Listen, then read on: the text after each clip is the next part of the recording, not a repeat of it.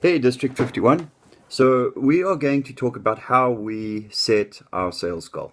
So before we get to our sales goal and how we set goal, we first need to understand that Granger is a public company and that our owners are our shareholders.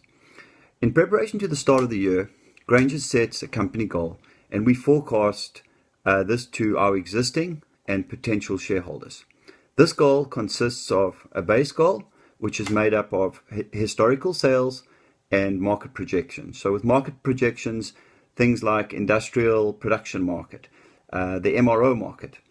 And lastly, we have a look at our expected return on investment. So if you have a look at things like SAP up in Canada, Salesforce.com, e-commerce expansion, our distribution centers.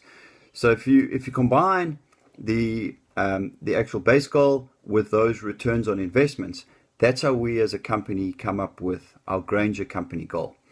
Now, if we have a look at our sales organization, our goal is tied to this Granger company goal. The sales goal is allocated by a model. Some of you may have heard of what we call the predictive model. This predictive model, it's made up of probably 300 plus variables. It has a look at these variables, and from that it predicts what our goal should look like. I'll give you some examples of some of these variables. The first one, it has a look at our sales trends over the last 3 years. It looks at current trends, market behaviors. Some of these we've got going on as we speak here within our own district. We have a look at what's happening with oil and gas.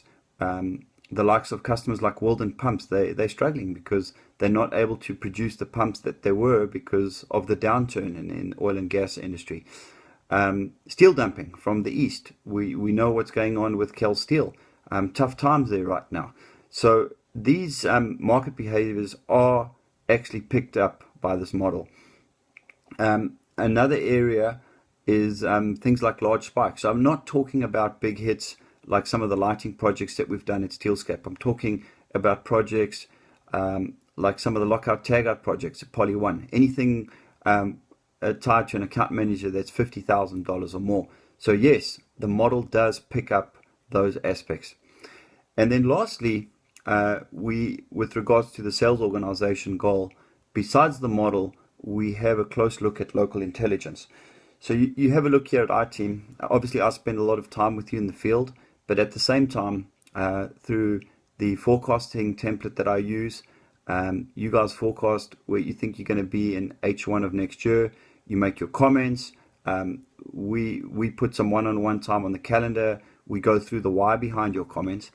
And it's a combination of this local intel that I bubble up to our RSVP, Brad, with the predictive models goal.